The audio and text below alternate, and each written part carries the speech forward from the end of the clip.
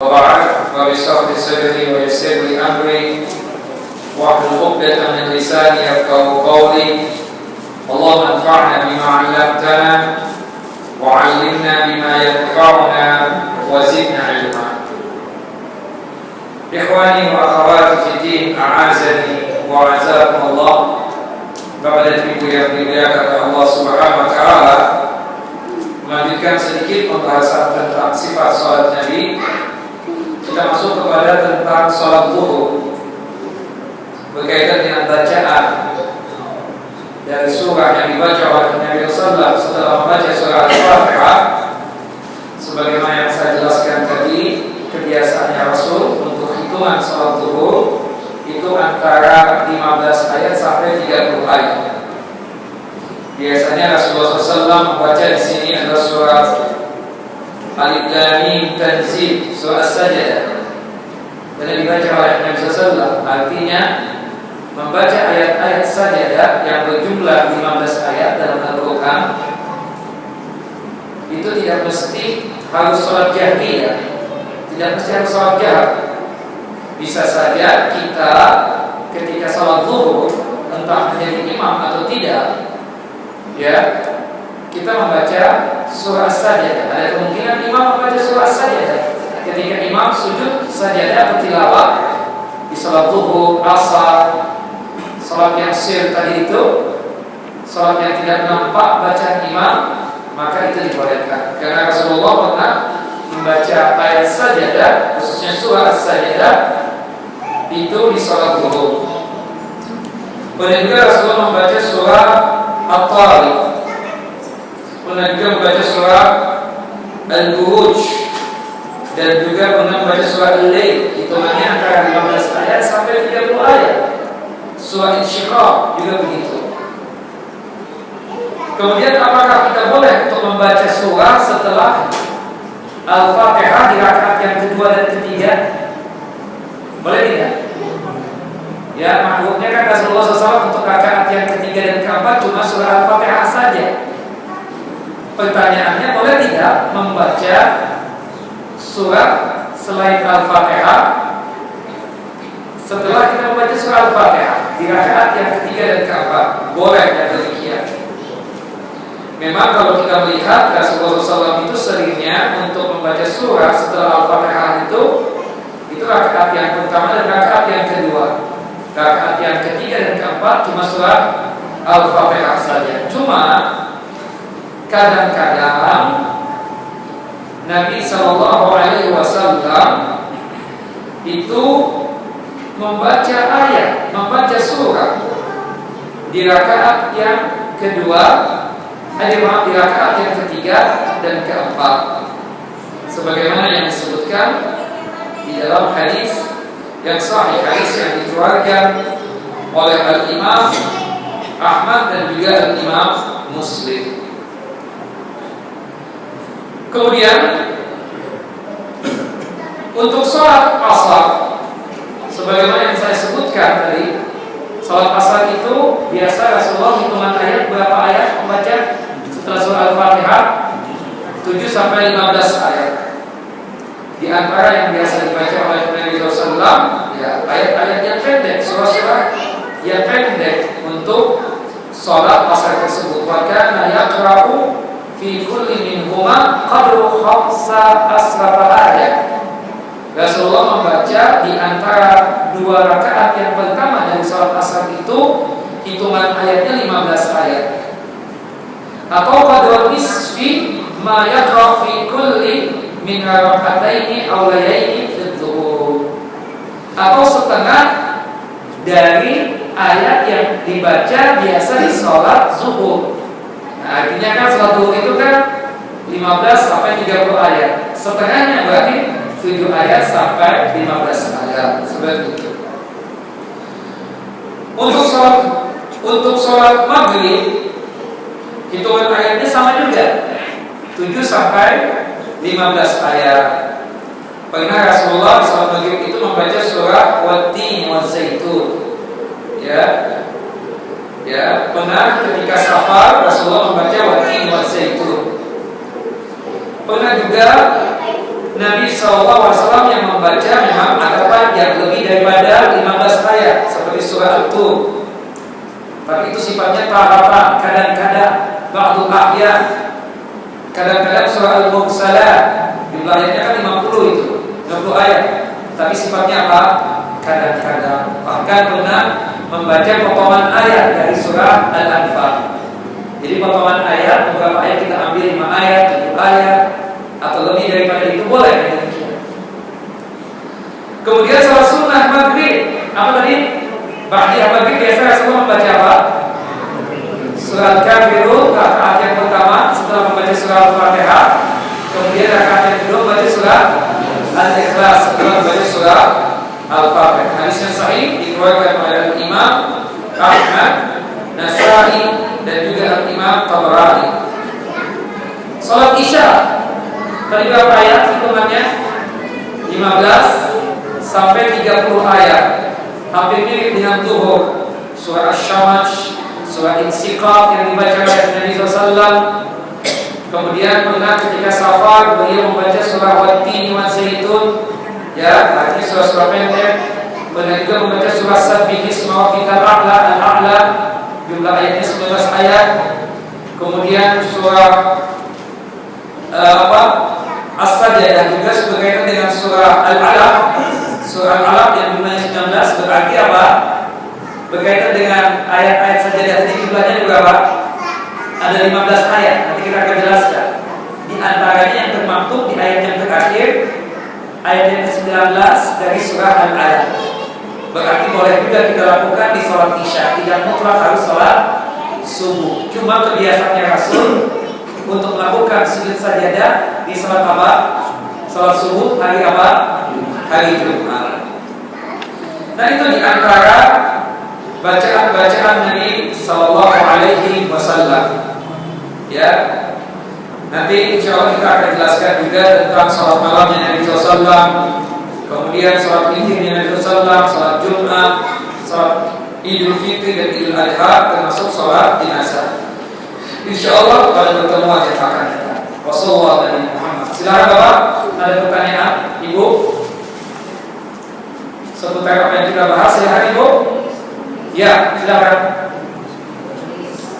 Langsung saja. Apa ditulis? Silakan ditulis dulu. Gak ada mic-nya katanya Pak. Ditulis bisa gak? Ya tulis saja dulu, tulis.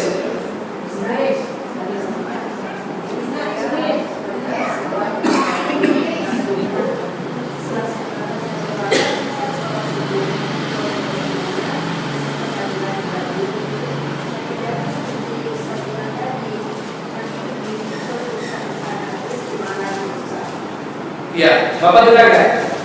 Oke, jelas juga. Pada hari nanti terima peko buat masjid nih, apa? Ya, kedua siapa nih? Untuk nyumbang berlomba-lomba. Ya. Saya tidak dengar, benar. Siapa yang dengar? Pak, agak keras Bu, sedikit. Belum, nanti insya Allah pertemuan yang akan datang Bu. Pada hari yang kedua. Saya pernah sholat subuhnya, saya datang ke masjid, orang sudah sholat subuh. Orang sudah sholat subuh, oke, ya. Saya sholat subuh karena saya pernah dengar di radio. Terus saya sholat subuhnya, saya kerjakan seperti kata Ustaz tadi. Iya. Dikritik oleh Ustaz di tempat saya sholat itu. Iya, Saya iya. jadi sholat. Tidak ada jamaah yang lain setelah itu. Kerjakan terus saja.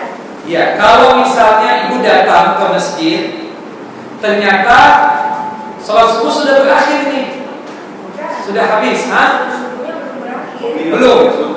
Oh belum, oke. Ibu belum sholat sunnah qobliyah. Ya. Ternyata pas datang, iqamatus sholat. Iya, akhirnya apa yang ibu lakukan? Sholat subuh dulu dengan imam. Nanti habis sholat subuh dengan imam, baru ibu mengqadha qobliyah subuhnya. Habis sholat subuh boleh, atau pilihan yang amannya di waktu syuruk, di awal duha, atau di waktu duhanya sekaligus. Kata Nabi SAW dalam hadis Abu Hurairah radhiyallahu anhu, "Man fata qablatul fajr falyusalli ba'da tulu'il syamsi." Barang siapa yang tertinggal qobliyah subuhnya, maka hendaknya dia sholat setelah terbitnya matahari, artinya di waktu syuruk atau tepatnya di awal waktu duha atau waktu duha secara khusus. Tapi ibu boleh, berdasarkan hadis dari Qais bin Qawat tadi, ketika ibu datang ke masjid, ternyata sudah iqamatus sholat, padahal ibu belum qobliyah subuh. Apa yang dilakukan? Boleh qobliyah subuhnya diqadha habis sholat subuh. Cuma afdalnya qadha itu kapan? Habis terbitnya matahari, tepatnya di waktu syuruk atau waktu duha. Allah. Itu saja. Yang kedua, saya tadi sholat taubat. Sholat taubat. Iya. Katanya sholat taubat itu ada kerjaan aja di mana tidak ada salah, jangan kerjakan lagi. Dia nggak bisa sholat taubat katanya. Iya. Sholat taubat itu ada hadis Abu Bakar As-Siddiq radhiyallahu anhu, tapi bagi mereka yang melakukan perbuatan dosa besar, hukumnya apa? Sunnah dan dikerjakan sendiri-sendiri. Sholat taubat. Cuma kalau ibu kan tidak melakukan dosa apa-apa, kenapa setiap hari mengerjakan sholat taubat? Gak boleh, Bu. Jadi sholat taubat gak boleh setiap hari. Ibu kan gak ada dosa, ibu sholat, ibu Masya Allah, ibu orang baik, solehah, gak ada dosa insya Allah. Orang yang melakukan sholat taubat itu, dalam bertobat itu kan prosesnya, pertama ikhlas, yang kedua nadam, rasa penyesalan kenapa melakukan perbuatan dosa besar tersebut, yang ketiga al-azam, keinginan yang keras untuk meninggalkan dan tidak mau lagi untuk melakukan perbuatan dosa tersebut. Nah, salat taubahnya itu sunnahnya saja. Cuma bukan setiap hari. Dosa apa yang dilakukan setiap hari? Nah, jadi itu orang yang bertaubat, yang bergelimang dosa, ya, dosa-dosa besar. Cuma syarat yang paling penting yang wajibnya 3 hal tadi: ikhlas, rasa penyesalan, dan keinginan keras untuk tidak mau melakukan perbuatan dosa itu lagi. Sunnahnya salat taubat 2 rakaat, tapi tidak setiap hari, ibu. Ibu orang solehah, perempuan yang Masya Allah, jadi tidak ada, Bu. Jelas, Ibu? Jadi salat taubat itu ada jika orang melakukan perbuatan dosa besar. Sebagai wujud taubatnya dia melakukan salat 2 rakaat berdasarkan hadis dari Abu Bakar As-Siddiq radhiyallahu anhu. Allahu a'lam. Baik, nama sahabat. Ada yang lain? Iya. Jadi riwayat yang sahabat Ansor sholat subuh pakai itu gimana? Boleh. Atau mau melakukan tadi? Boleh. Karena Rasulullah menerangkan, hubbuka iya adkhalakallahul jannah. Cintanya kamu kepada hubbuka iya, cintanya kamu terhadap surah Al-Ikhlas tersebut membuat Allah memasukkan engkau ke dalam jannah, ke dalam surga. Subhanallah. Nah, itu dalilnya. Rasulullah ikrar, membenarkan perbuatan sahabat tersebut. Kalau misalnya tidak dibenarkan, tidak mungkin Rasulullah mendoakan tadi menghabarkan kabar gembira dia masuk surga.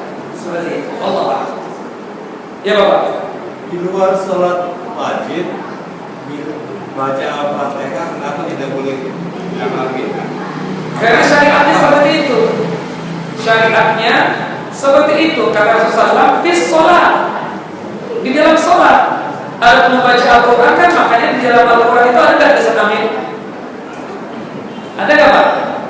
Tidak ada. Amin itu berlaku di dalam sholat. Kenapa? Karena Rasulullah melakukan itu. Di dalam surah Al-Fatihah itu ada doa, benar. Tapi Rasulullah mengucapkan amin itu kapan? Ketika sholat, Pak. Cuma di luar sholat tidak seperti itu Rasulullah. Allah Allah, seperti itu, Pak. Ya. Boleh nggak pada setiap subuh Jumat dia mendawamkan untuk membaca surat As-Sajdah? Iya, itu yang saya katakan tadi. Saya tidak, Allah alam ya, saya tidak ketemu dalil yang melarang itu. Bolehkah seseorang mendawamkan atau selalu mengerjakan sujud sajadah di hari Jumat subuh itu? Rasulullah melakukan itu. Tidak diterangkan kata-kata taratan atau ahya. Kalau kadang-kadang kan berarti bisa ditinggalkan. Berarti mendawamkan boleh nggak? Sama halnya kita mendawamkan atau membiasakan membaca surah Sabihis sama surah Al-Ghasyiyah di salat apa? Jumat. Kan mendawamkan juga itu. Boleh tidak? Boleh. Tidak menjadi masalah. Kita ingin menjalankan sebagaimana ajaran Rasul. Karena waktu salat Jumat itu yang dianjurkan kan 4 surah. Paket yang pertama ada 2 paket. Paket yang mudah dulu membaca surah Al-A'la, Sabbihisma rabbikal a'la di rakaat yang pertama setelah Al-Fatihah. Rakaat yang kedua membaca surah Al-Ghasyiyah setelah Al-Fatihah. Paket yang kedua adalah membaca surah Al-Fatihah dan surah Al-Jum'ah di rakaat yang pertamanya. Paket apa? Rakaat yang keduanya membaca surah Al-Fatihah dengan surah Al-Munafiqun. Jelas sobat? Nah itu mendawamkan bagaimana?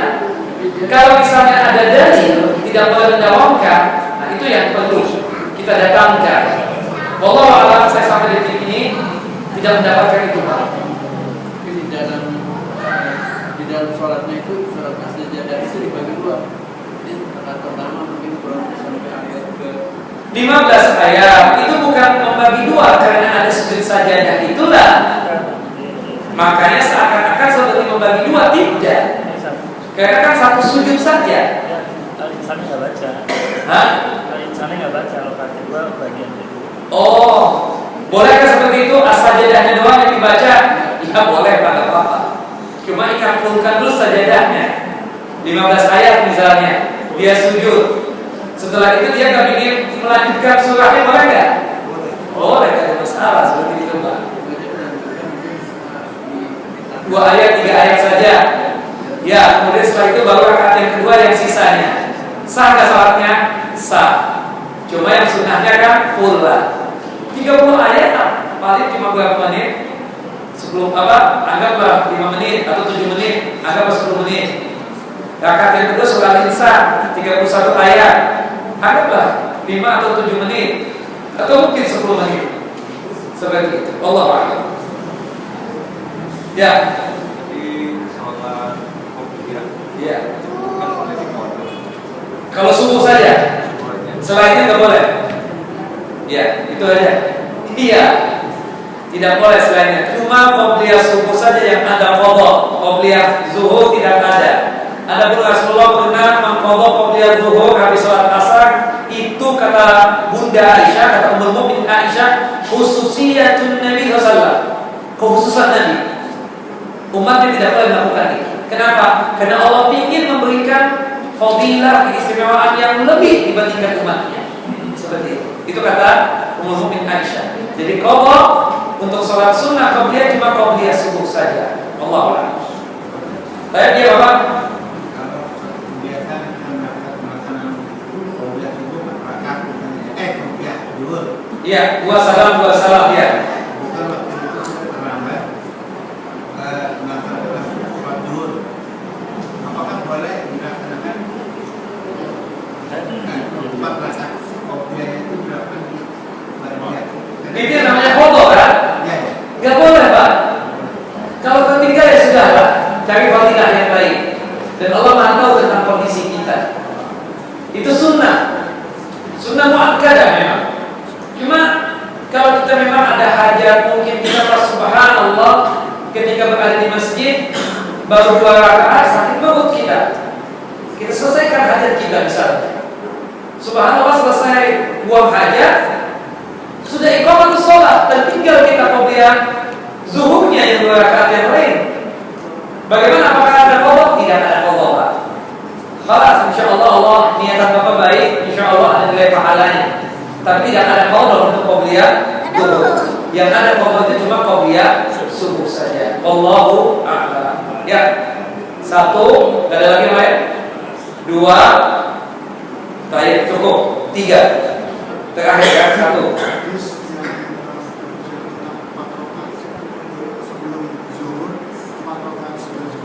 Hadis Abu Hurairah radhiyallahu anhu. Iya, sahih hadisnya. Insya Allah ada fadilahnya, ada keistimewaannya. Cuma tidak sama dengan orang yang mengerjakan qobliyahnya 4 rakaat, ba'diyahnya 4 rakaat. Karena kata Nabi SAW dalam hadis Abu Hurairah, "Man shalla arba'an qabla dhuhri wa arba'an ba'daha, haramallahu 'alaihinna." Barang siapa yang mengerjakan sholat sunnah qobliyah zuhur 4 rakaat, 2 salam, kemudian 4 rakaat ba'diyah zuhur, 2 salam, Allah mengharapkan buatnya siksa di neraka. Kalau mampunya cuma 2 rakaat, ya sudah ada nilai pahalanya.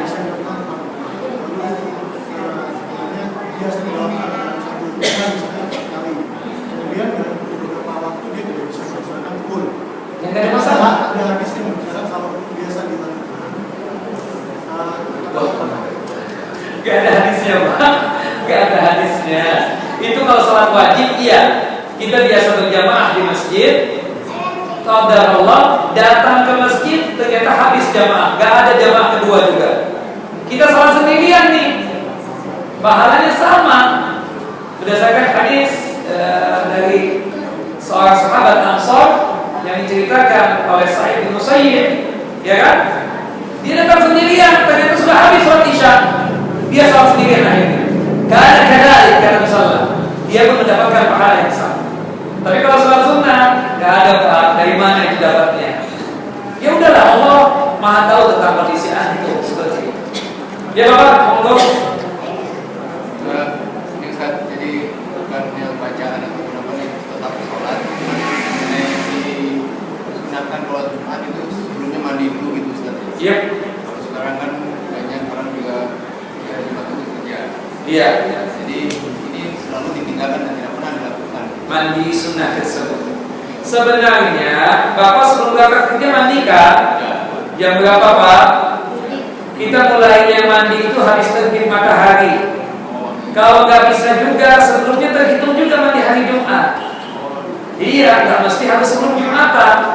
Padahal kan yang abdal itu datang Jumatan kapan? Dimulai dari yang satu seperti berkorban dengan onta, yang 2 seperti berkorban dengan sapi, yang 3 seperti berkorban dengan kambing dan seterusnya. Jam apa itu? Kata Syekh Muhammad bin Shalih Al-Utsaimin, dihitungnya dimulai dari terbitnya matahari. Anggap jam 6. Nah kita nggak mungkin datang Jumatan jam 6. Nah kita mandi saja bisa, ya kan? Mandi kalau niatkan mandi pada hari itu, kan ada tata caranya nanti mandi sebagaimana mandi janabah, ya. Nanti kita akan jelaskan. Maka insya Allah Bapak terhitung mandi Jumat itu. Iya kan? Kamu mesti harus mandi di kantor, bawa handuk di kantor. Enggak Pak. Itu kan ada istiadat zaman dulu kita waktu SD, iya kan? Ya kan? Seakan-akan harus sebelumnya mandi lah seperti itu. Ya Bapak. Siapa tadi? Enggak ada. Oh ya nih. Itu kalau kita sholat biasa, umpamanya sholat zuhur gitu. Iya. Terus kita baca suratnya, ada surat sajadah. Iya. Kita itu ya. Iya, tadi kan Rasulullah SAW sholat zuhur membaca surat As-Sajadah. Rasulullah sujud, para sahabat juga ikut sujud. Sunnah, muakkadah. Cuma kalau antum jadi imam, kita kan bukan para sahabat ini. Ya, banyak yang awam, mungkin belum banyak yang belajar. Ini antum sujud apa ini nanti ya kan? Antum beritahu sebelumnya bapak-bapak, ibu-ibu, insya Allah nanti ada sujud sajadah. Ada sujud sajadah. 1 kali sujud, terangkan antum, jelaskan supaya jangan jadi fitnah buat orang awam. Allah Allah. Bagaimana hukumnya jika seseorang anak yang sudah mengenal sunnah tapi orang tuanya tidak orang tua anak ada yang tidak salat sama sekali, apakah orang tuanya termasuk orang-orang kafir? Tidaklah. Kita nasihati anaknya sholat, masya Allah, orang tuanya tidak sholat. Ingat, orang yang mengingkari sholat wajib, ini sholat yang waktu gak wajib, itu yang kafir. Tapi kalau dia masih mengakui sholat itu wajib, sholat yang waktu itu wajib, hukumnya apa? Fasik, dosa besar dia. Sebagai anak apa yang dia lakukan? Nasihat, doakan, ajak ustaz untuk ngomong sama si orang tua tersebut agar mau sholat.